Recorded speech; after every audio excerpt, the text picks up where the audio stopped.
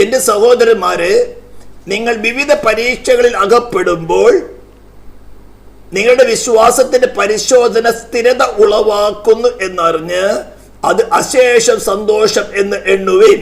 ഇംഗ്ലീഷിൽ വായിക്കുകയാണെങ്കിൽ, my brother, couldn't it all joy when ye fall into diverse temptations. വിശ്വാസിക്കുണ്ടോ ഇല്ലയോ? ഇത് അവിശ്വാസിയോടല്ല എഴുതുന്നത്, വിശ്വാസികൾക്കാണ് എഴുതുന്നത്.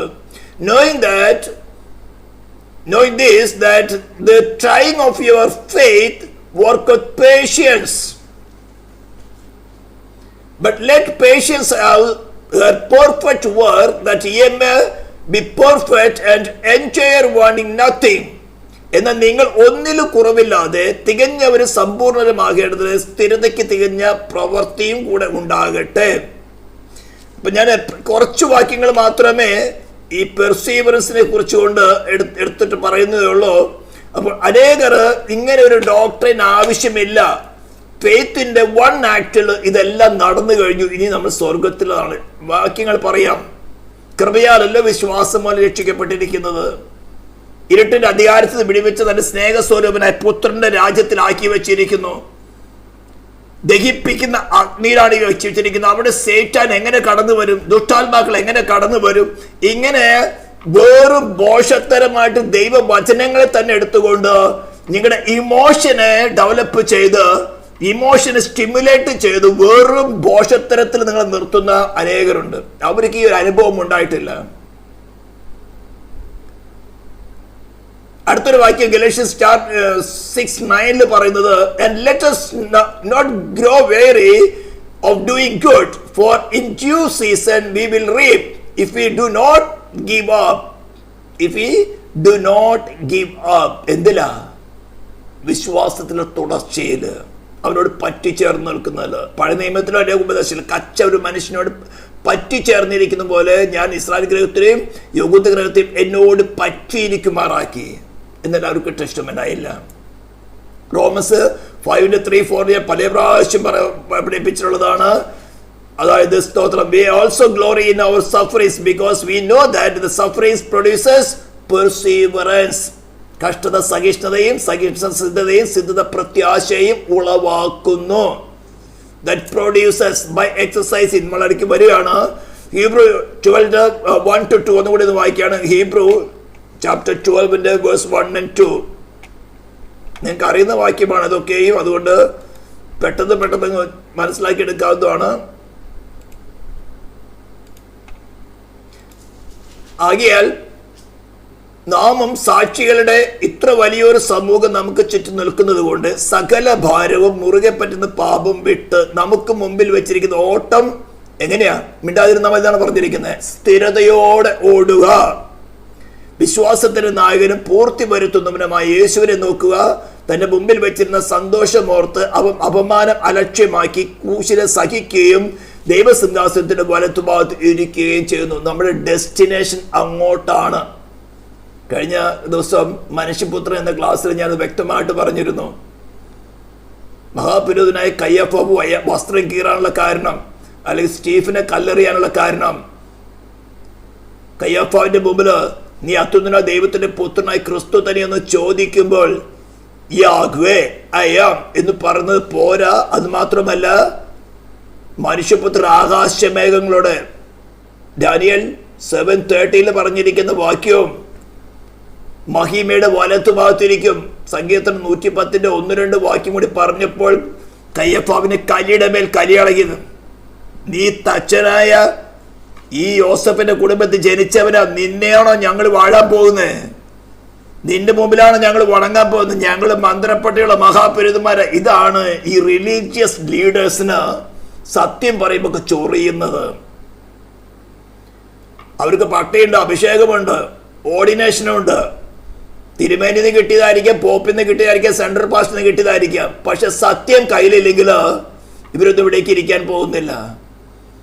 കയ്യഫാവിന്റെ മുമ്പിൽ അധികാരമുണ്ട്. ഉടനെ ദൈവദൂഷണം പറയുന്നു എന്ന് പറഞ്ഞുകൊണ്ട് അവന് മരണശിക്ഷ വിധിച്ചു. ഇനി എന്താ തെളിവിന്റെ ആവശ്യം?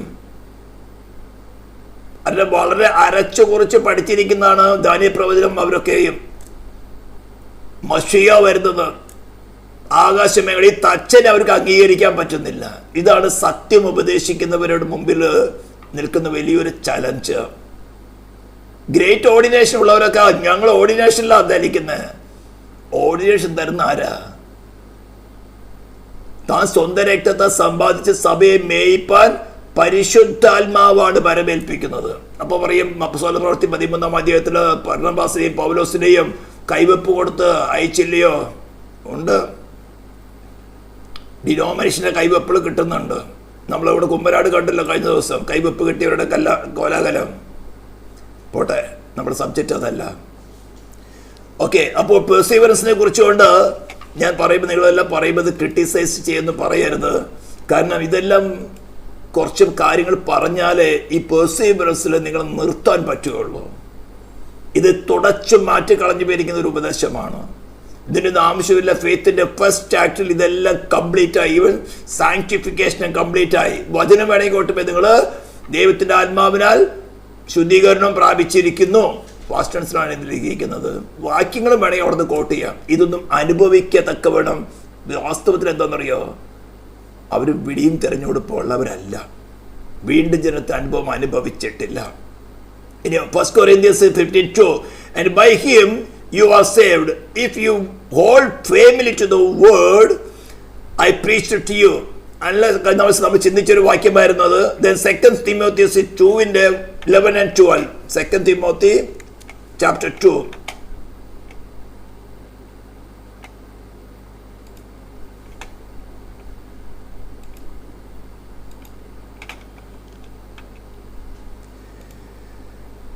നാം അവനോട് കൂടെ മരിച്ചുവെങ്കിൽ കൂടെ ജീവിക്കും, സഹിക്കുന്നുവെങ്കിൽ കൂടെ വാഴും. നാം തള്ളിപ്പറയുന്നുവെങ്കിൽ അവൻ നമ്മയും തള്ളിപ്പറയും. അപ്പൊ ഇത് എവിടെ വരെ കണ്ടിന്യൂ ചെയ്യണം? അന്ത്യത്തോളം. ഇത് അനേക വാക്യങ്ങളുണ്ട്. കർത്താവ് പറഞ്ഞു തന്നെ അവസാനത്തോളം സഹിച്ചു നിൽക്കുന്നവർ രക്ഷിക്കപ്പെടുന്ന കാര്യങ്ങളൊക്കെ അനേക വാക്യങ്ങളുണ്ട്. ഈ വാക്യങ്ങളിൽ നിന്നും ചില വാക്യങ്ങൾ മാത്രമേ ഞാൻ എടുത്തുള്ളൂ. അത് അന്ത്യത്തോളം ക്രിസ്തുവിലുള്ള ആശ്രയത്തിൽ തുടരേണ്ട ആവശ്യകതയുണ്ട്. ഇനി ഇതെന്തുകൊണ്ടാണ് ഇങ്ങനെ ഒരു ആവശ്യം വരുന്നത്? യാക്കോബ് തന്റെ ലേഖനത്തിൽ വളരെ വ്യക്തമായിട്ട് പറഞ്ഞു, സഹോദരന്മാരെ, നമ്മൾ നാനാവിധ പരീക്ഷകളാൽ പരീക്ഷിക്കപ്പെടുമ്പോൾ നമ്മുടെ വിശ്വാസത്തിന്റെ പരിശോധന നടക്കുന്നത്. അതെന്താണ്? That produces perseverance. കഷ്ടത സഹിഷ്ണുതയും, സഹിഷ്ണുത സിദ്ധതയും, സിദ്ധത പ്രത്യാശയും ഉളവാക്കുന്നു. ഇനി ഇതിനൊക്കെ വളരെ ശ്രേഷ്ഠകരമായിട്ടുള്ള ഒരു ഉപദേശമാണ് അപ്പോസ്തലനായ പത്രോസ്. ഞാൻ പല പ്രാവശ്യങ്ങളിലും ഇത് നിങ്ങളുടെ അടുത്ത് പറയാറുണ്ട്. ഞാനത് ആംപ്ലിഫൈഡ് ബൈബിളിൽ നിന്നാണ്. നിങ്ങൾക്ക് ശ്രദ്ധയ്ക്ക് വേണ്ടി ആംപ്ലിഫൈഡ് ബൈബിൾ തന്നെ അങ്ങ് എടുത്തേക്കാം. 2 Peter വേഴ്സ് 1 തുടങ്ങി വായിച്ചൊക്കെ പെട്ടെന്ന് വളരെ ശ്രദ്ധിച്ച് കേൾക്കണം. പെർസീവറൻസിന്റെ ക്ലിയർ ഡോക്ട്രിനാണ്. ഈ അനുഭവം നിങ്ങളിൽ ഉണ്ടെങ്കിൽ നിങ്ങൾക്ക് പറയാം നിങ്ങൾ തിരഞ്ഞെടുക്കപ്പെട്ടവരെ, വിളിക്കപ്പെട്ടവരാണെന്ന്. അല്ലെങ്കിൽ ഇറ്റ് ഇസ് ടു ഡേഞ്ചറസ്. ശിമോൻ പത്രോസ്, ഞാൻ മലയാളത്തിൽ കൂടെ വായിക്കാൻ കുറച്ച് കാര്യങ്ങൾ. Simon Peter, a servant and apostle of Jesus Christ, to those who have received like precious faith with ourselves in and through the righteousness of our God and Savior Christ Jesus. ഞാൻ മലയാളത്തിലും കൂടെ വായിക്കാം. English ശരിക്കും മനസ്സിലാകാത്തവരുണ്ട്, യൂട്യൂബിൽ കേൾക്കുന്നവരുണ്ട്. അതുകൊണ്ട് 2 Peter chapter 1 verse 3 തുടങ്ങിയാണ് 1 തുടങ്ങി നിങ്ങൾ വായിച്ചേക്കാം. ക്രിസ്തുവിന്റെ ദാസനും അപ്പോസ്തലനുമായ ശിമോൻ പത്രോസ്, നമ്മുടെ ദൈവത്തിന്റെയും രക്ഷിതാവായ ക്രിസ്തു യേശുവിന്റെയും നീതിയാൽ ഞങ്ങൾക്ക് ലഭിച്ചതുപോലെ അതേ വിലയേറിയ വിശ്വാസം ലഭിച്ചവർക്ക് എഴുതുന്നത്. May grace and peace, which is perfect well-being, all necessary good and spiritual prosperity and freedom from fears and agitating passions and moral conflict, be multiplied in you to you in knowledge of good and of Jesus our Lord. മലയാളത്തിലാണെങ്കിൽ ദൈവത്തിൻ്റെയും നമ്മുടെ കർത്താവായ യേശു ക്രിസ്തുവിൻ്റെയും പരിജ്ഞാനത്തിൽ നിങ്ങൾക്ക് കൃപയും സമാധാനം വർദ്ധിച്ചു വരുമാറാകട്ടെ. അടുത്തൊരു വാക്യം, തൻ്റെ മഹത്വത്താലും വീര്യത്താലും according as his divine power hath given unto us all things. നമ്മെ വിളിച്ചവന്റെ പരിജ്ഞാനത്താൽ അവന്റെ ദിവ്യശക്തി ജീവനും ഭക്തിക്കും വേണ്ടിയതൊക്കെ നമുക്ക് ദാനം ചെയ്തിരിക്കുന്നല്ലോ. അനേക ക്ലാസ്സുകളിൽ ഞാൻ വിവരിച്ചു പറയാനുള്ള ഒരു കാര്യമാണ് ഈ ഒരു കാര്യം. അതായത് നാം പൂർണ്ണ സമർത്ഥത്തിൽ പോവുകയാണെങ്കിൽ തൻ്റെ മഹത്വത്താലും വീര്യത്താലും, അതായത് എൻ്റെ ശരിയായ ട്രാൻസ്ലേഷൻ തൻ്റെ മഹത്വത്തിലേക്കും വീര്യത്തിലേക്കും നമ്മെ വിളിച്ചവന്റെ പരിജ്ഞാനത്താൽ, അതായത് ക്രിസ്തുവിൻ്റെ പരിജ്ഞാനത്താൽ അവൻ്റെ ദിവ്യശക്തി ജീവനും ഭക്തിക്കും വേണ്ടിയത് സ്പിരിച്വൽ ഓർ മെറ്റീരിയൽ കാര്യങ്ങൾ ഒക്കെയും നമുക്ക് ദാനം തന്നിരിക്കുകയാണ്. None of our merit, it is grace. ഞാൻ ആംപ്ലിഫൈഡ് ബൈബിൾ എന്ന് വായിക്കുന്നത് ശ്രദ്ധിച്ച് കേൾക്കണം, നിങ്ങൾ മുഷിയരുത്. ഇതെല്ലാം ഈ ഒരു ഉപദേശം സ്ഥാപിക്കണമെങ്കിൽ വചനത്തിൽ കൂടെ മാത്രമേ സ്ഥാപിക്കുള്ളൂ. കാരണം ഇത് റിജക്റ്റ് ചെയ്തിരിക്കുന്ന ഒരു കാര്യമാണ്.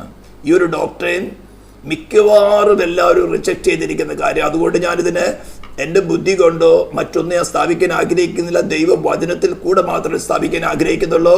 For his divine power has bestowed upon us all things that are requested to suit to life and godliness, through the full personal knowledge of him who called us by and to his own glory and excellence.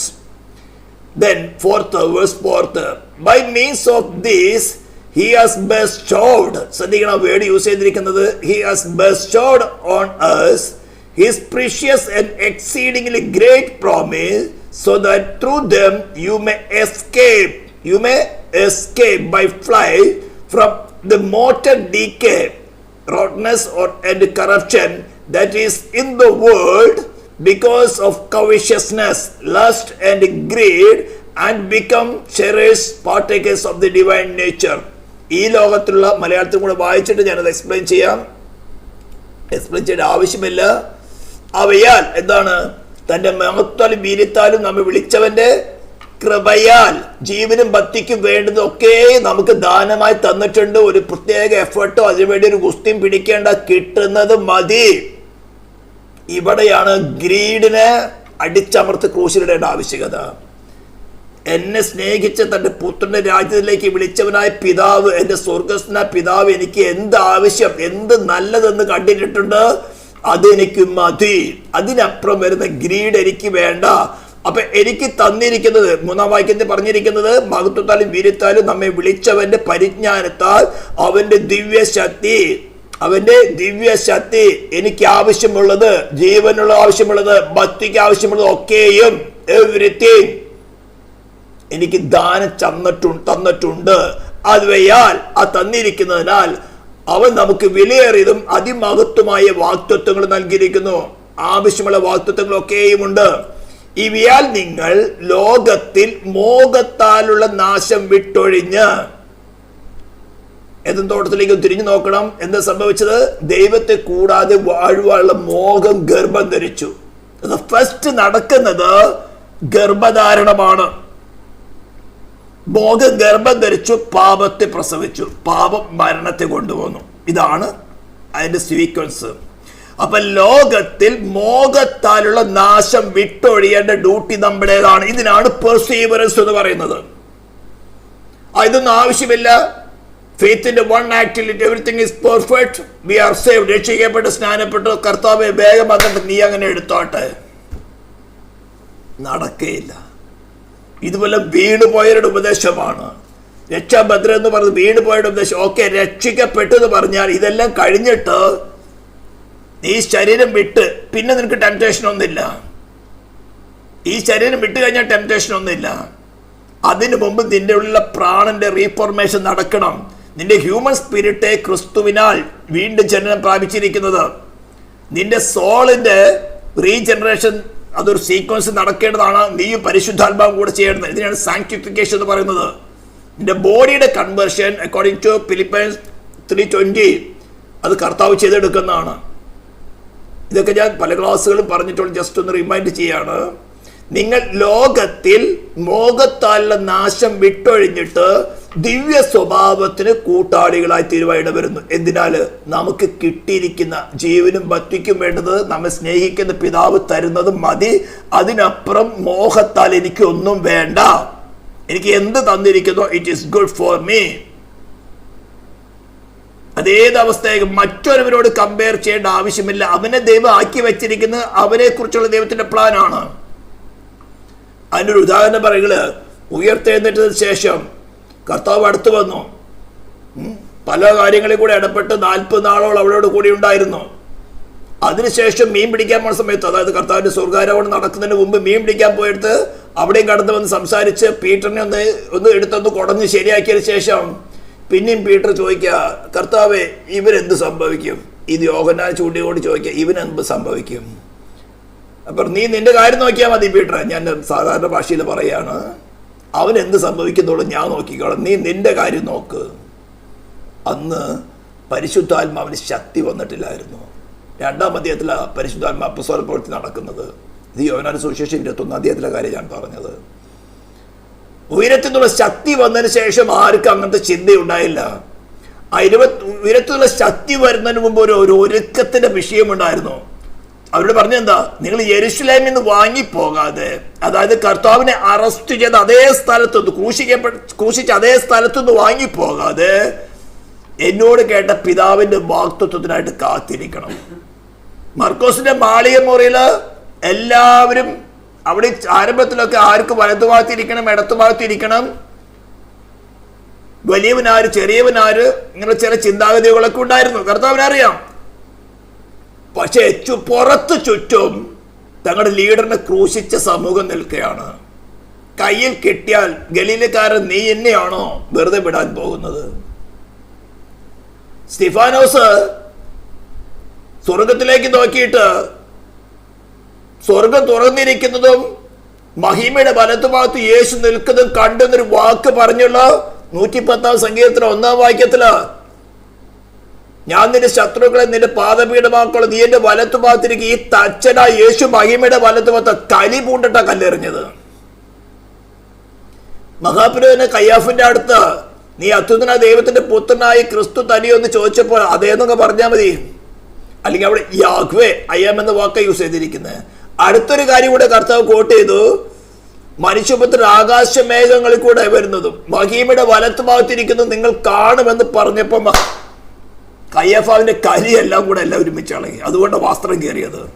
മഹാപുരുത് വസ്ത്രം കീറാൻ പാടില്ല എന്നാ ദൈവദൂഷണം പറയുന്നത്. അവര് കാത്തിരിക്കുന്ന മഷിയെ തച്ചനായി യേശു പറയാണ്. ഇത് തന്നെയാ വിശ്വാസഗോളത്തിൽ നടക്കുന്നത്. അതുകൊണ്ട് ഇതൊക്കെ നമ്മുടെ ജീവിതത്തിൽ ഉണ്ടാകും എന്നുള്ള ഒരുക്കത്തോടെ. എന്നാൽ ഇതിനെല്ലാത്തിനെയും ജയിച്ചവനെയാണ് നിങ്ങൾ ഹൃദയത്തിൽ വാഴുവാൻ സ്വീകരിച്ചിരിക്കുന്നത്.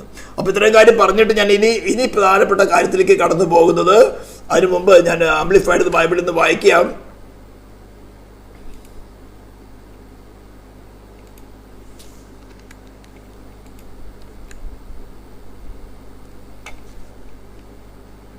ഫോർ ദിസ് റീസൺ, എന്താണ്?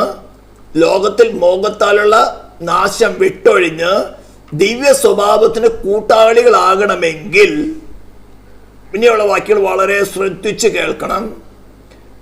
വീണ്ടും പറയുന്നു, ലോകത്തിൽ മോഹത്താലുള്ള നാശം വിട്ടൊഴിഞ്ഞ് ദിവ്യ സ്വഭാവത്തിന് കൂട്ടാളികളാകണമെങ്കിൽ പറയാണ്, for this reason adding your diligence employ every effort in exercising your faith to develop virtue അല്ലെങ്കിൽ എക്സലൻസ്, റിസൊല്യൂഷൻ, ക്രിസ്ത്യൻ എനർജി.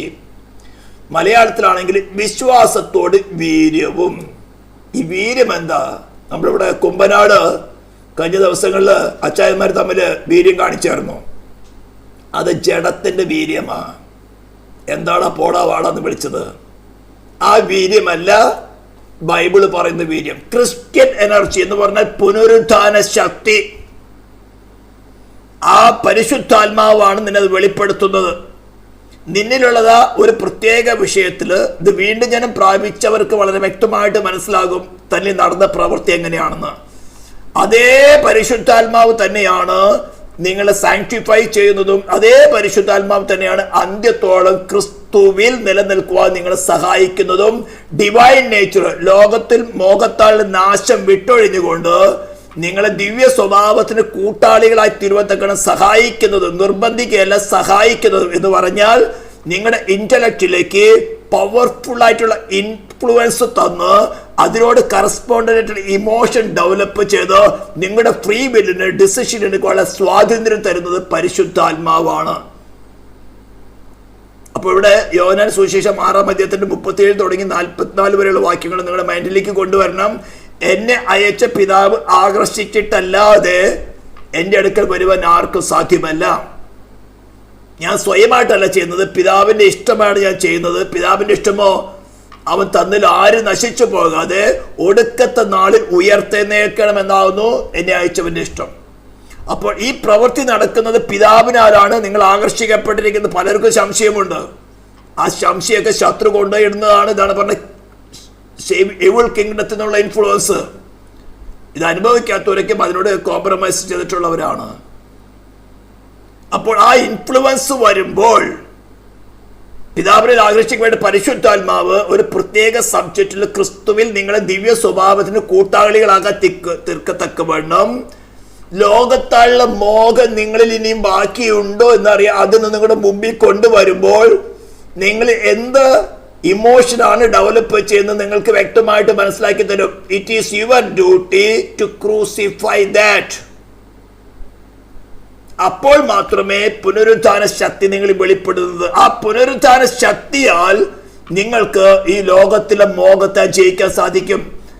ഞാൻ പറഞ്ഞല്ലോ, ഈ 3 ശത്രുക്കൾ നിങ്ങളിൽ തന്നെ വസിക്കുന്ന, ദൈവത്തോട് ശത്രുത്വമുള്ളതും ദൈവത്തിന്റെ ന്യായപ്രമാണത്തിന് കീഴ്പ്പെടാത്തതുമായ ജഡം, ഈ ലോകം, കൺമോഹം, ജഡമോഹം, ജീവനത്തിന്റെ പ്രതാപം, സൈറ്റാനിക് ഇണങ്ങം. ഈ 3 ശത്രുക്കളുടെ മുമ്പിലും ഒരു വീണ്ടും ജനനം പ്രാപിച്ച ദൈവ പൈതല് വിത്തൗട്ട് ക്രൈസ്റ്റ്, ക്രിസ്തുവിന്റെ ആത്മാവിനെ കൂടാതെ ബലഹീനരാണ്.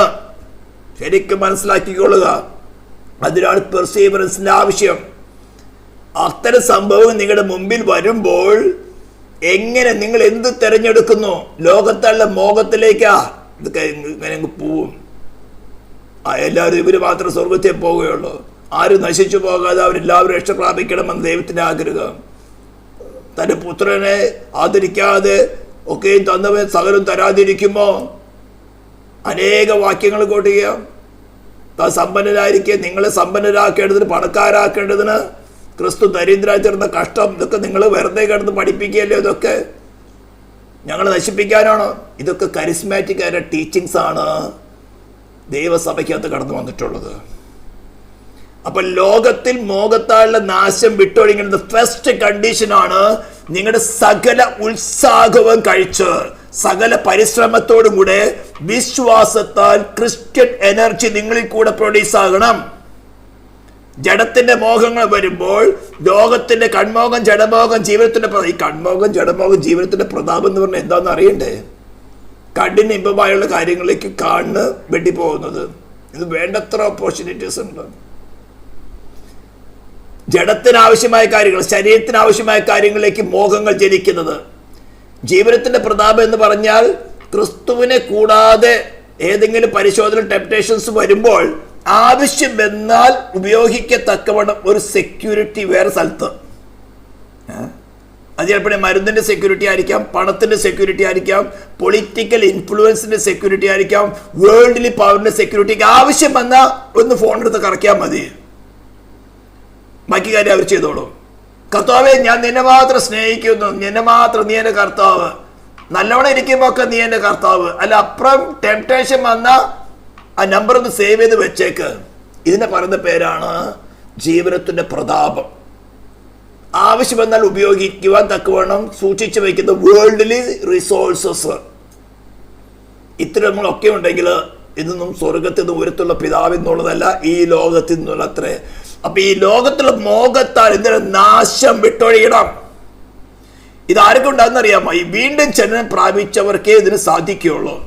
ദൈവത്തിന്റെ പരിശുദ്ധ, അതാണ് എന്നെ അയച്ച പിതാവിന് ആകർഷിച്ചല്ലാതെ ആർക്കും എൻ്റെ അടുക്കൽ വരുവാൻ സാധ്യമല്ല. അവന്റെ അടുക്കൽ വന്നിട്ടുണ്ടെങ്കിൽ അതിന് പ്രവർത്തിച്ചത് പരിശുദ്ധാത്മാവാണ്. ആ പരിശുദ്ധാത്മാവ് തന്നെ അവനെ സാങ്ക്ടിഫൈ ചെയ്യാൻ സഹായിക്കും. ആ ഒരു പെർസീവറൻസിൽ അന്ത്യത്തോളം ക്രിസ്തുവിൽ മാത്രം ആശ്രയിക്കുന്ന അവസ്ഥയിലേക്ക് സഹായിക്കും. ആരൊക്കെങ്ങൾക്ക് സ്ലിപ്പുകൾ ഉണ്ടായിട്ടുണ്ടെങ്കിൽ ഏറ്റുപറഞ്ഞ് കർത്താവേ, എന്റെ ടെംപ്റ്റേഷനിൽ ഞാൻ വഴുതിപ്പോയി, please help me, restore me എന്ന് കവിഴ്ന്നടിച്ച് പറയാൻ. അവന് സകലം ഒന്നിനും കുറവില്ല. ഇത് അനുഭവിച്ചിട്ടില്ലെങ്കിൽ കർത്താവ്, എൻ്റെ ബലഹീനതയിലാണ് ഞാൻ വീണ് പോയത്, പ്ലീസ് റീസ്റ്റോർ മീ. നഷ്ടപ്പെടാൻ പോകുന്നറിയാം രക്ഷയാണ്. ഞാൻ പറഞ്ഞല്ലോ, വേറെ യാഗപ്പിടം 3 കൂട്ടര്, റൂബേനര്, ഗാദ്യര്, മനുഷ്യരുടെ മാതൃഗോത്രക്കാര്. അവിടെ യോർദാൻ കടലിലെ കിഴക്ക് ഭാഗത്ത് കണ്ടപ്പോൾ നല്ല പച്ചപ്പ് കണ്ടു. ഇപ്പൊ പറഞ്ഞറിയാം, മോശയുടെ യജമാനനെ, നിനക്ക് ഞങ്ങളോട് കൃപയുണ്ടെങ്കിൽ യോർദാൻ ഞങ്ങളെ കടത്തല്ലേ എന്നാ പറഞ്ഞിരിക്കുന്നത്. ഞങ്ങളെ രക്ഷയിലേക്ക്, വാഗ്ദത്തത്തിലേക്ക് കടത്തല്ലേ, ഞങ്ങൾക്ക് ഇക്കരെ നിന്നാൽ മതി, ഈ പച്ചപ്പൊക്കെ കിട്ടി ഇവിടെ നിന്നേച്ചാൽ മതി, ഞങ്ങൾക്ക് മക്കളുണ്ട്, ആടുമാടുകൾ വളരെയധികം ഉണ്ട്. മോശ ആദ്യം പറഞ്ഞോ, പിന്നീട് നിർബന്ധിച്ച് മോശയോട് പറഞ്ഞു. മോശ പറഞ്ഞു, നിങ്ങൾ സഹോദരന്മാരും കൂടെ മുന്നോട്ട് ചെന്ന് യുദ്ധം ചെയ്ത് വാഗ്ദത്തദേശങ്ങൾ അവർ കൈവശമാക്കിയാൽ നിങ്ങൾ വന്ന് ഇവിടെ വസിച്ചോളാം. അത് ദൈവത്തിന്റെ ആലോചനയാണ്. അവർ ചിന്തിച്ചു പോയി. മോശ സമ്മതിക്കേണ്ടി വന്നു. ഇതേപോലെ പല ഇൻസ്റ്റൻസും ഉണ്ട്. ദേശം ഉറ്റുനോക്കാൻ വേണ്ടി അവരാണ് ആളയച്ച് പറഞ്ഞ് മോശയുടെ ആലോചന പറഞ്ഞു കൊടുത്തത്. അവസാനം ദൈവം അംഗീകരിക്കുമായിരുന്നു. എല്ലാ ഗോത്രങ്ങളിൽ നിന്നും ഓരോരുത്തരെയും അയച്ചു. യോശുവയും കാലേബും മാത്രം ദൈവത്തിന് അനുകൂലമായി സംസാരിച്ചു.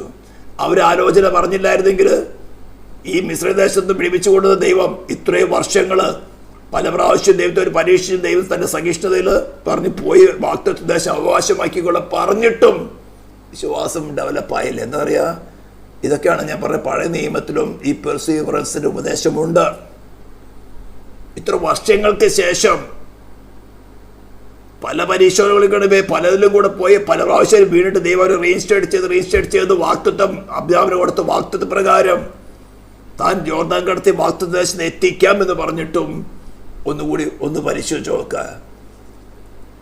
ഇന്ന് പല പ്രാവശ്യം പ്രസംഗിച്ചിട്ടുള്ളതാണ് അതൊക്കെ.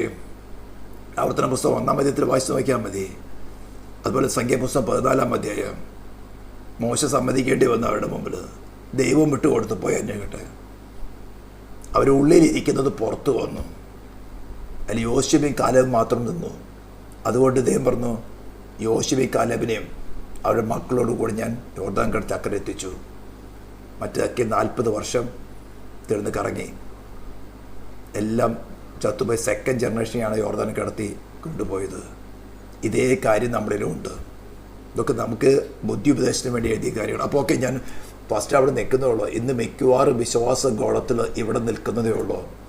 സകല ഉത്സാഹവും കഴിച്ച് വിശ്വാസത്തോട് ക്രിസ്ത്യൻ എനർജി, വീര്യം, നമ്മുടെ സ്വന്തം കഴിവിന്റെ, ബുദ്ധിയുടെ, ആരോഗ്യത്തിന്റെ, സാമർത്ഥ്യത്തിന്റെ, പൊളിറ്റിക്കൽ ഇൻഫ്ലുവൻസിന്റെ ഇപ്പൊ പോയി ഞാൻ കേട്ടു തുടങ്ങി കൊട്ടേഷന്റെ, ബംഗാളികൾക്ക് കൊട്ടേഷൻ കൊടുത്തിട്ട് ചില വിദ്വാൻമാരെ വെള്ളം കൊണ്ടും വെള്ള ഷർട്ടും ഉടിപ്പിച്ച് കുമ്പനാട് ഇറക്കുന്ന കേൾക്കുന്നത്. നാണം കേട്ട വീര്യപ്രവൃത്തിയാ. ഇതല്ല വീര്യം.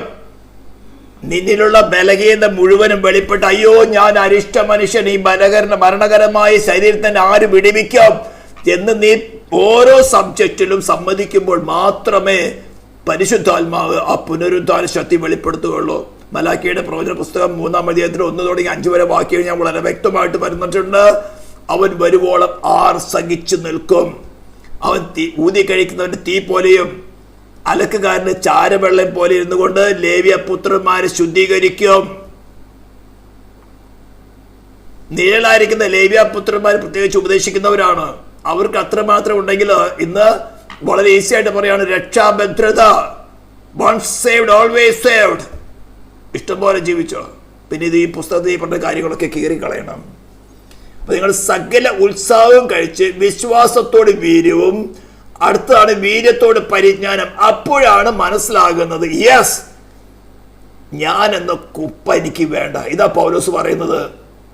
ഞാൻ ഇസ്രായേലിയൻ, ബെന്യാമീൻ ഗോത്രക്കാരൻ, ശുഷ്കാന്തി സംബന്ധിച്ച് ദൈവസഭ ഉപദ്രവിച്ചവൻ, സർട്ടിഫിക്കറ്റുകളാണ്, ഡിഗ്രി, BD, ഡോക്ടറേറ്റ്, ഇന്ന ബൈബിൾ കോളേജിൽ പഠിച്ചത്, സെൻട്രൽ പാസ്റ്റർ അല്ലെങ്കിൽ തിരുമേനി, പോപ്പ്, 10 കൊല്ലം പഠിച്ചത്, ഇങ്ങനെ ഓരോ കാര്യങ്ങൾ പറയാണ്. പൗലോസ് ഇതൊക്കെ ആരംഭത്തിലുണ്ടായിരുന്നു. പരീക്ഷ 13 വയസ്സ് തോരൻ താമ്പടി പഠിച്ച് വളരെ വിശുദ്ധ ജീവിതം ജീവിച്ച പറയാണ്, ഞാൻ ക്രിസ്തുവിനെ എൻ്റെ പേഴ്സണൽ ലൈഫിൽ ആ പുനരുദ്ധാന ശക്തി അനുഭവിക്കാൻ തുടങ്ങിയപ്പോൾ എനിക്ക് മനസ്സിലായി, സെൻട്രൽ പാസ്റ്ററും വേണ്ട, പാസ്റ്ററും വേണ്ട, ശുശ്രൂഷയും വേണ്ട, ഒന്നും വേണ്ട, കർത്താവേ നിന്നെ മതി. ഇതാണ് ഫസ്റ്റ് സ്റ്റേജ് ഓവർകം ചെയ്യുന്നത്. ഹല്ലേലൂയ. എൻ്റെ വ്യക്തിപരമായ ജീവിതത്തിൽ ഫസ്റ്റ് ഓഫ് ഡിസ്റ്റൻസ് ഞാൻ പല പ്രാവശ്യം പറഞ്ഞിട്ടുണ്ട്. ഫിലിപ്പിനെ പഠിച്ചുകൊണ്ടിരിക്കുന്ന സമയത്ത്, ഞാൻ ഒറ്റയ്ക്ക് വായിച്ച് പഠിക്കുന്ന സമയമാണ് ഈ പുനരുദ്ധാന ശക്തി അനുഭവിക്കുന്ന വിഷയം. ഞാൻ പറഞ്ഞു, കർത്താവേ ഇതൊന്നും എങ്ങനെയാണ് അനുഭവിക്കുന്നതെന്ന് ഞാൻ ചോദിച്ചു. എൻ്റെ അടുത്ത് പറഞ്ഞു, കഷ്ടാനുഭവത്തിൻ്റെ കൂട്ടായ്മ അനുഭവിച്ചാൽ കിട്ടുന്നതാണ് ഈ പുനരുദ്ധാന ശക്തി. ഞാൻ കരുതി വളരെ സിമ്പിളായ കാര്യമാണ്. കർത്താവ് അതിൻ്റെ ബുദ്ധിമുട്ട്, പുനരുദ്ധാന ശക്തി അനുഭവിക്കാമെങ്കിൽ കഷ്ടനുഭവിക്കുന്ന എന്താ ബുദ്ധിമുട്ട്? ഉടനെ ഒരു മറുപടി കിട്ടി, എന്നാൽ നീ അത് അനുഭവിക്കും. 2-3 ദിവസത്തിന് ശേഷം ഞാൻ താമസിച്ചിരുന്ന, ദുബായിൽ വെച്ചാണ് സംഭവം നടക്കുന്നത്, താമസിച്ചിരുന്ന വീടിൻ്റെ കിച്ചണിൽ വെച്ച്, അവിടെ കിച്ചണൊക്കെ വളരെ ചെറുതാണ്, ഇവിടുത്തെ മാതിരി വലിയ വിശാലമായ കിച്ചണൊന്നല്ല, ഒരുവിധയ്ക്ക് ഒരാൾ വീഴുന്ന വിധത്തിലല്ല. ഞാൻ എൻ്റെ തലയടിച്ച് വീണ് ഇവിടെ നെറ്റിയുടെ വശം 13 സ്റ്റിച്ചുടെ തക്കോണം വലിയൊരു മുറിവുണ്ടായി. മുറിവിൻ്റെ ആഴമെന്ന് പറഞ്ഞാൽ ഞാൻ ഇട്ടിരുന്ന ടീഷർട്ട് മുഴുവനും പിഴിഞ്ഞെടുക്കത്തക്കവണ്ണം ബ്ലഡ് വന്നു. ഫ്ലോറിൽ നിന്നെല്ലാം സഹോദരന്മാർ വന്ന് വൈപ്പർ വെച്ച് വൈപ്പ് ചെയ്തിട്ടാണ് ബ്ലഡ് ക്ലീൻ ചെയ്തത്. ഞാൻ വീണ ഉടനെ അബോധാവസ്ഥയിലായി. കുഞ്ഞുങ്ങളന്ന് മൂത്ത മകൾ 7th പഠിക്കുന്നു, രണ്ടാമത്തെ മകൾ 3rd പഠിക്കുന്നു. അടുത്ത് തന്നെ സൗദി അറേബ്യയുടെ എംബസി ഉണ്ടായിരുന്നു. അവർ ഡ്യൂട്ടി എക്സ്ചേഞ്ച് ചെയ്യുന്ന സമയമാണ്. റോഡിൻ്റെ സൈഡിൽ തന്നെയായിരുന്നു വീട്. അവരെല്ലാം ഈ സ്കൂളിലേക്ക് പോകുന്ന അവരുടെ ഫ്രണ്ടിൽ കൂടെ അവർക്ക് ഈ കുഞ്ഞുങ്ങളെ അറിയാം. അവർ കൈ കാണിച്ചു, പെട്ടെന്ന് അവർ നിർത്തി. അവർ തന്നെ ആംബുലൻസ് വിളിച്ചു. ആംബുലൻസ് വന്ന് അപ്പോഴേക്കും ഞാൻ നോർമലിലേക്ക് വന്നു. ഞാൻ ആംബുലൻസിലേക്ക് നടന്ന് കയറി. ഞാൻ അവരോട് പറഞ്ഞു, 2 ഫിലിപ്പീൻസ് ആയാലും അവരോട് പറഞ്ഞു, പേടിക്കണ്ട, ഞാൻ ബൈബിൾ പഠിപ്പിക്കുന്ന ഒരു ടീച്ചറാണ്, അതുകൊണ്ട് എനിക്കൊന്നും സംഭവിക്കില്ല. അവർ തന്നെ വിറച്ചു പോയി. ബ്ലഡ് എല്ലാം എന്നെ ആംബുലൻസ് കിടത്ത് ഇങ്ങനെ ഒഴുകുമായിരുന്നു. ഞാനിവിടെ കൈവച്ച് കർത്താവേ സ്തോത്രം എന്ന് പറഞ്ഞു. ആ ബ്ലഡ് അവിടെ സ്റ്റോപ്പായി. ഹോസ്പിറ്റലിൽ കൊണ്ടുപോയി. പ്രത്യേകിച്ച് അറബി കൺട്രീസിലൊക്കെ ബ്ലഡ് പുറത്ത് വന്നാൽ അത് വളരെ ഡേഞ്ചറസാണ്. പിന്നെ അതിൻ്റെ പേരിൽ ലീഗൽ ഇൻവെസ്റ്റിഗേഷനൊക്കെ നടത്തണം. ഞാൻ പറഞ്ഞു, ഇങ്ങനെ കിച്ചണിൽ വെച്ച് വീണതാണ്, വഴുതി വീണതാണ്. അപ്പോൾ അവർ പറഞ്ഞു ഓക്കെ. പെട്ടെന്ന് അവർ എൻ്റെ അടുത്ത് പറഞ്ഞ്, ഇത് വളരെ ഡീപ്പ് വോണ്ടാണ്, സ്റ്റിച്ച് ചെയ്യണം. ഞാൻ പറഞ്ഞു, നിങ്ങൾ എൻ്റെ അനസ്തേഷ്യം തരണം, സ്റ്റിച്ച് ഇട്ടോളം, ഞാൻ സഹിച്ചോളാം. അവർ പറഞ്ഞു, നീ പറയുന്ന മാതിരിയല്ല, അത് വളരെ ഡീപ്പാണ്. അവർ 13 സ്റ്റിച്ച് ഇട്ടു. തലയും മൊത്തം റാപ്പ് ചെയ്ത് കെട്ടി. കണ്ടപ്പോൾ എല്ലാവരും പേടിച്ചു. ഞാൻ പറഞ്ഞു, ആരും പേടിക്കണ്ട, സ്തോത്രം എന്ന് പറഞ്ഞ് ഈ അപ്പോഴേക്കും കൂടെ ഉണ്ടായിരുന്ന സഹോദരന്മാരെല്ലാവരും ഇവിടെ വന്നു. വീട്ടിൽ ഫാമിലിയെല്ലാം ഹോസ്പിറ്റലിൽ വന്നു. ഞാൻ അവരെല്ലാം ചേർത്ത് വീട്ടിൽ കൊണ്ടുവന്നു. അപ്പോൾ ഈ രാത്രി ഏകദേശം സംഭവിക്കുന്നത് വൈകിട്ട് 7 മണിക്കാണ്. രാത്രി ഒരു 11 മണിയായി. ഞാൻ എല്ലാവരും കൂട്ടിയെടുത്ത് പറഞ്ഞു, നമുക്ക് ആരാധിക്കാമെന്ന് പറഞ്ഞ് കൈയടിച്ച് ആരാധിച്ചു ശക്തമായിട്ട്. അവരെന്നെ ബലപ്പെടുത്തി. ഞാൻ ഇവരെല്ലാം പോയി കഴിഞ്ഞ് വിശ്രമിക്കുന്ന സമയത്താണ് ദൈവത്തിൻ്റെ ആത്മാവിനെ ഓർമ്മപ്പെടുത്തിയത്, നീ പുനരുദ്ധാന ശക്തിയെക്കുറിച്ച് ചോദിച്ചില്ലയോ, ഇതാണ് നിൻ്റെ മാർഗം. എനിക്കൊരു ഉറുമ്പ് കടിക്കുന്ന പെയിൻ പോലും ഇല്ലായിരുന്നു. ഡോക്ടേഴ്സ് പറഞ്ഞ് പിറ്റേ ദിവസം എനിക്ക് നല്ല വേദനയായിരിക്കും, മരുന്ന് കഴിക്കണം. ആ മരുന്നെല്ലാം ഞാൻ വാങ്ങിയില്ല. അവർ ഡിസ്ക്രിപ്ഷൻ തന്നു. ഞാൻ ഡിസ്പെൻസറി പോയില്ല, വാങ്ങിയില്ല. ആ മരുന്നുമായിട്ട് ഞാൻ മേടിച്ചതുപോലെ വീട്ടിൽ വന്ന് അവരെ ആശ്വസിപ്പിച്ച് ഞാൻ പറഞ്ഞു വിട്ടു. ഒരു ഉറുമ്പ് കടിക്കുന്നത് പോലും പെയിൻ ഉണ്ടായില്ല. 3 ദിവസം കഴിഞ്ഞ് അടുത്ത ദിവസം ഒരു ക്ലിനിക്കിൽ പോകണമായിരുന്നു. അവിടെ ഞാൻ പേര് പറയുന്നില്ല, കേരളത്തിലെ ഫസ്റ്റ് ജനറേഷൻ വിശ്വാസികളുടെ 3rd ജനറേഷൻ ഒരു കുടുംബത്തെ കണ്ടെത്തി. അവർ വിശ്വാസത്തിൽ വളരെ പിന്മാറിപ്പോയവരായിരുന്നു. എന്നിൽ നടന്ന ഈ പ്രവൃത്തി കണ്ടിട്ട് അവർ വിശ്വാസത്തിൽ റീഇൻസ്റ്റേറ്റ് ആവാൻ കാരണമായി തീർന്നു. ഞാൻ പറഞ്ഞു, ഇതാണ് ദൈവപ്രവൃത്തി. ഞാനൊന്നും സംസാരിക്കേണ്ടി വന്നില്ല. എനിക്ക് സംഭവിച്ചതും എൻ്റെ അനുഭവങ്ങൾ ഞാൻ പറഞ്ഞുള്ളൂ. അവർ വിശ്വാസത്തിൽ റീഇൻസ്റ്റേറ്റ് ആവാൻ കാരണമായി തീർന്നു. തുടർന്ന് അവർ വീട്ടിൽ ബൈബിൾ ക്ലാസ്സുകൾ തുടങ്ങി.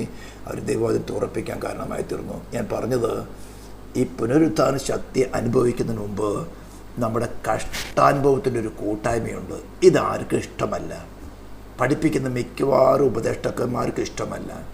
കഷ്ടാനുഭവത്തിൻ്റെ കൂട്ടായ്മയില്ലാതെ പുനരുത്ഥാന ശക്തി ആഗ്രഹിക്കേണ്ട. ഈ ക്രിസ്ത്യൻ എനർജിയെക്കുറിച്ച് ഞാൻ പറയുകയാണ്. എന്തിനാ ഈ കഷ്ടാനുഭവത്തിൻ്റെ കൂട്ടായ്മ? നമ്മളിലുള്ള ഹ്യൂമൻ നേച്ചർ മാറ്റിയിട്ട് ഡിവൈൻ നേച്ചർ നമ്മൾ കൊണ്ടുവരണം. അതാ പറയുക, ലോകത്തിൽ മോഹത്താലുള്ള നാശം വിട്ടൊഴിഞ്ഞ് ദിവ്യ സ്വഭാവത്തിന് കൂട്ടാളികളായി തീരണം. തലക്കെട്ടൊക്കെ 3 ദിവസം കഴിഞ്ഞ് പഴിച്ചു. പിറ്റേ ദിവസം അവിടെ ഫ്രൈഡേ ആണല്ലോ ആരാധന നടക്കുന്നത്. തുടർന്ന് നോർമൽ ശുശ്രൂഷകളൊക്കെ 4 ദിവസത്തിനുള്ളിൽ തുടങ്ങി. ഒരു ബുദ്ധിമുട്ടുണ്ടായാലും ഒരു ഉറുമ്പ് കടിക്കുന്ന പെയിൻ വലിയ ഇപ്പോൾ അതിൻ്റെ മാർക്ക് പോലുമില്ല. ഞാൻ പറഞ്ഞു വരുന്നത് വിശ്വാസം, ഇത് നമ്മുടെ കഴിവല്ല. ഏത് കഷ്ടതയുടെ തീച്ചുളയിലും ദൈവത്തിൻ്റെ പരിശുദ്ധാത്മാവ് ഈ കഷ്ടതയുടെ ടെംപ്റ്റേഷനേക്കാൾ ഉന്നതമായ ഒരു ഇൻഫ്ലുവൻസ് നമ്മുടെ സോളിൽ തരുമ്പോൾ അതിൽ വിശ്വസിക്കുന്നതാണ് വിശ്വാസം. It is from my God. എനിക്ക് വേണ്ടി ക്രൂശിൽ മരിച്ച് പാതാളത്തിൽ പോയി ഞാൻ പോകേണ്ട പാതാളത്തിൽ പോയി എനിക്ക് വരെ കഷ്ടം സഹിച്ച ആ സ്നേഹമാണ് എന്നിൽ വെളിപ്പെടുന്നത്. എന്തു സംഭവിച്ചു? കർത്താവ്, you are sufficient for me. ആ കഷ്ടാനുഭവത്തെ, ആ ഗസ്സമനെ നമ്മളൊന്ന് ഓവർകം ചെയ്യണം. അതിന് ദൈവത്തിൻ്റെ ആത്മാവ് നമുക്ക് സ്ട്രോങ് ഇൻഫ്ലുവൻസ് നമ്മളെ സഹായിക്കും. അങ്ങനെ നാം പരിശുദ്ധാത്മാവും കൂടെ ചെയ്യുന്ന ഈ പ്രവൃത്തിയാണത്. നാം ഒറ്റയ്ക്കല്ല. അതിന് വിശ്വാസത്തോട് വീര്യം. അതിനുശേഷം എനിക്ക് മനസ്സിലായി, കർത്താവേ സ്തോത്രം, ഇപ്പോൾ എനിക്ക് മനസ്സിലായി. അതിനുശേഷം അനേകം 100 കണക്കിന് തീവ്രമായിരിക്കുന്ന ഉപദ്രവങ്ങളിൽ കൂടെ കടന്നു പോകേണ്ടി വന്നു. സ്പിരിച്വൽ വേൾഡിൽ നിന്ന് അവിടെയൊക്കെയും കർത്താവ് നിർത്തി. ഇതാ ഞാൻ പറഞ്ഞ ഉപദേശം എൻ്റെ വ്യക്തിപരമായ ജീവിതത്തിൽ പ്രൂവ് ചെയ്തിട്ടാണ് ഞാൻ നിങ്ങളോട് പറയുന്നത്. വിശ്വാസ ഗോളത്തിൽ നിന്ന് ഇതും വേണ്ട, ഫെയ്ത്തിൻ്റെ 1 ആക്റ്റിൽ നിന്ന് ഇതെല്ലാം നടന്നു പഠിപ്പിക്കുന്ന ബോഷന്മാർ അനേകരുണ്ട്.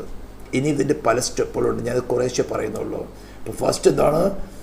ലോകത്തിൽ മോഹത്താലുള്ള നാശം വിട്ടൊഴിഞ്ഞ് ദിവ്യ സ്വഭാവത്തിന് കൂട്ടാളികളാകണമെങ്കിൽ നമ്മളിലുള്ള ഹ്യൂമൻ സ്വഭാവം വെളിപ്പെട്ട് കിട്ടണം.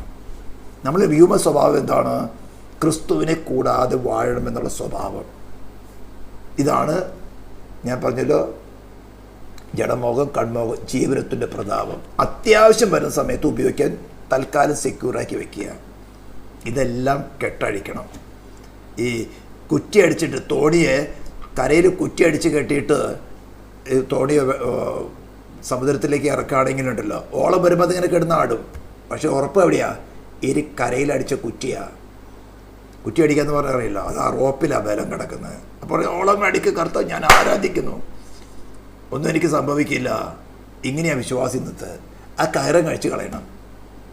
ആ കയറഴിച്ചിട്ട് നിൻ്റെ തോണിക്കകത്ത്, അപ്പോൾ നിൻ്റെ തോണിക്കകത്ത് വിശ്വാസത്തിൻ്റെ നായകൻ വരും.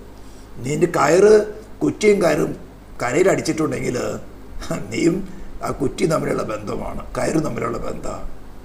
നിങ്ങൾക്ക് മനസ്സിലാവുന്ന ഒന്നാണ്. ആ കയറങ്ങ് മുറിക്കണം. എന്നിട്ട് അനേക ദേവദാസന്മാർ സുവിശേഷം പറയാൻ പോകുന്ന സ്ഥലങ്ങളിലൊക്കെ എങ്ങനെയാണ്, പ്രത്യേകിച്ച് ആഫ്രിക്കൻ രാജ്യങ്ങളിലൊക്കെ സുവിശേഷം പറയാൻ പോയിട്ടുള്ളവർ ഷിപ്പുകളിലാണ് അവിടേക്ക് പോകുന്നത്. ഇന്നത്തെ പോലെ വലിയ ഷിപ്പുകളൊന്നല്ല, ഈ പായ്ക്കപ്പിൽ കെട്ടിയ ബോട്ടുകൾ. മനുഷ്യരെ പിടിച്ച് തരുന്ന ആഫ്രിക്കൻസിൻ്റെ അടുത്ത് പോയി വിശ്വാസികളൊക്കെ ഉണ്ട്, ദേവദാസന്മാരുണ്ട്. അങ്ങനെ കൊന്നു തിന്നിട്ടുള്ള പെട്ടപ്പെട്ടവരുമുണ്ട്. അവരൊക്കെ ഇതേപോലെയാണ് വിശ്വാസത്തിൽ വേല ചെയ്തത്. ഇന്നിപ്പോൾ സുഖകരമായ ജീവിതമായി, ക്രിസ്തുവിനെ സോഷ്യൽ വെൽഫെയർ സെൻ്ററായിട്ട് പ്രസംഗിക്കുന്ന ഇടങ്ങളായി. ഇതൊക്കെ മാറിയിട്ട് സത്യോപദേശത്തിന് വേണ്ടി നിൽക്കേണ്ട വിശ്വാസത്തിന് വീര്യം. ഇത് വരുമ്പോൾ നിങ്ങളുടെ ബലഹീനതയാണ് വെളിപ്പെടുന്നത്. ഞാൻ അവിടെ എന്താ ക്രിസ്തു, നമ്മൾ ആ വാക്യം കൂടി ഒന്ന് വായിച്ചിട്ട് നമുക്ക് കൺക്ലൂഡ് ചെയ്യാം. അടുത്ത നമ്മൾ യോഹന്നാൻ്റെ സുവിശേഷം 6-ാം അധ്യായത്തിൻ്റെ 37 തുടങ്ങി 44 വാക്യത്തിൽ നിന്നാണ് പറഞ്ഞിരിക്കുന്നത്. അതിൻ്റെ 39-ാം വാക്യം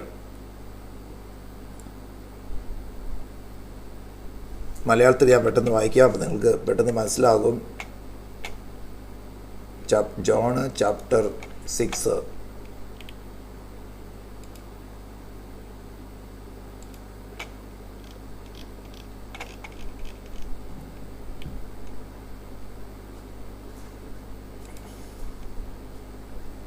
എനിക്ക് പിതാവ് തരുന്നൊക്കെയും എൻ്റെ അടുക്കൽ വരും, എൻ്റെ അടുക്കൽ വരുന്നവനെ ഞാൻ ഒരു നാൾ തള്ളിക്കളയുകയില്ല. അടുത്ത് പറയാണ്, ഞാൻ എൻ്റെ ഇഷ്ടമല്ല എന്നെ അയച്ചവൻ്റെ ഇഷ്ടമത്ര ചെയ്യുവാൻ സ്വർഗത്തിൽ നിറങ്ങി വന്നിരിക്കുന്നു. അവൻ എനിക്ക് തന്നതിൽ ഒന്നും ഞാൻ കളയാതെ എല്ലാം ഒടുക്കത്തെ നാളിൽ ഉയർത്തെഴുന്നേൽപ്പിക്കണം.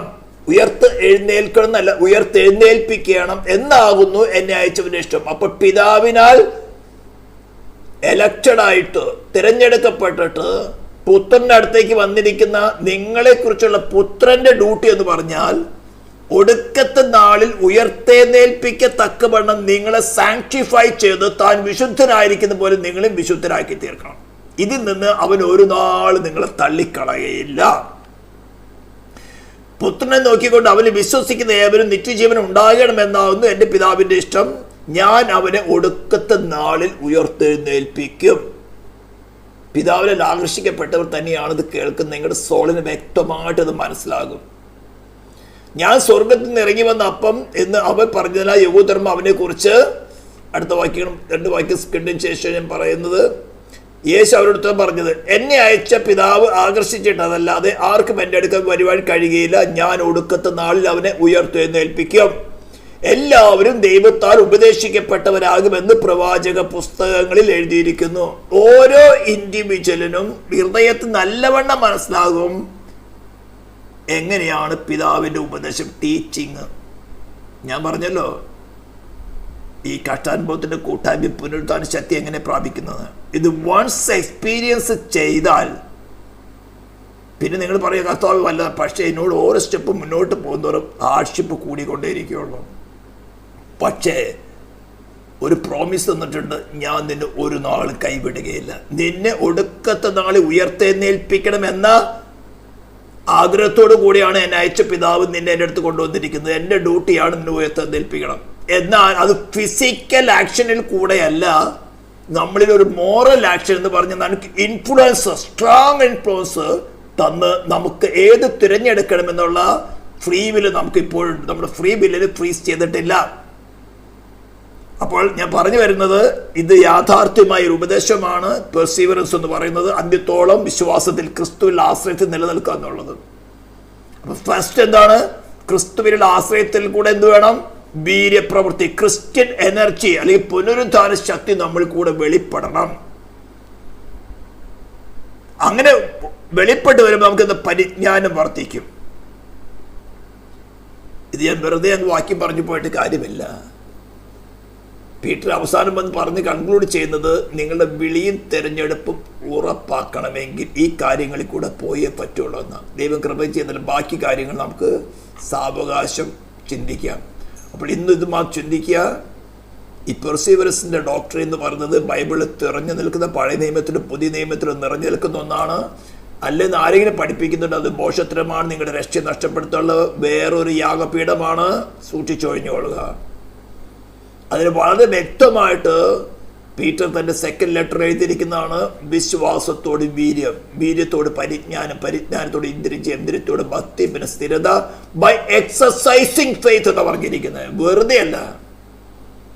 By exercising faith that will develop the Christian energy. വിശ്വാസത്തോട് വീര്യം ഇതാ വെറുതെ ഇരുന്നിട്ടല്ല, ബൈ എക്സസൈസിങ് ദ ഫെയ്ത്ത്. അത് യോഹന്നാൻ പറയുന്നത്, ആത്മാവില്ലാത്ത ശരീരം നിർജ്ജീവമായിരിക്കുന്ന പോലെ പ്രവർത്തിയില്ലാത്ത വിശ്വാസവും നിർജ്ജീവമാണ്. നിന്നെ വിശ്വസിക്കുന്നുവെങ്കിൽ നീ അത് പ്രവർത്തിക്കും.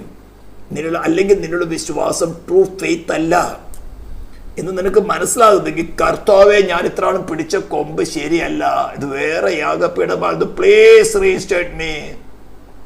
നിന്റെ പുനരുദ്ധാന ശക്തിയാണ്. നിന്റെ യാഗപീഠത്തിലേക്ക് എന്നെ ചേർത്ത് കേട്ടോ. എനിക്ക് ആ അരശേക്കലും മതി. ആ വെള്ളിച്ചൂടെ എന്നെ നിർത്തണമെന്ന് ഏൽപ്പിച്ചു കൊടുക്കുകയാണെങ്കിൽ ഈ ശരീരത്തിൽ ഇരിക്കുവോളം നിനക്ക് അതിനുള്ള ചാൻസ് ഉണ്ട്. It's up to you. പ്രാർത്ഥിക്കാൻ. പരിശുദ്ധനായ ദൈവ സ്വർഗ്ഗീയ പിതാവേ, ആഴത്തിലുള്ള ചില നിർദ്ദേശങ്ങളാണെങ്കിലും കർത്താവേ, എത്രയോ വിശുദ്ധന്മാരെ ഒരുക്കി തികഞ്ഞവരാക്കിയെടുത്ത പരിശുദ്ധാത്മാവിനാൽ ഈ ശബ്ദം കേൾക്കുന്ന ഓരോ ജനത്തോട് കർത്താവ് ഇടപെടുമാറാകണമെന്ന് പ്രാർത്ഥിക്കുന്നു. അടിനോട് നീ കാണിച്ച കൃപകൾക്കായി സ്തോത്രം. ഇസ്രായേലിൻ്റെ നാമത്തെ അനുഗ്രഹിച്ചുകൊണ്ട് പ്രാർത്ഥിക്കുന്നു. ഞങ്ങളുടെ തലമുറകളെയും കർത്താവ് നിന്നിലേക്ക് ആകർഷിക്കുമാറാകണമെന്ന് പ്രാർത്ഥിക്കുന്നു. യേശു ക്രിസ്തുവിൻ്റെ നാമത്തിൽ തന്നെ.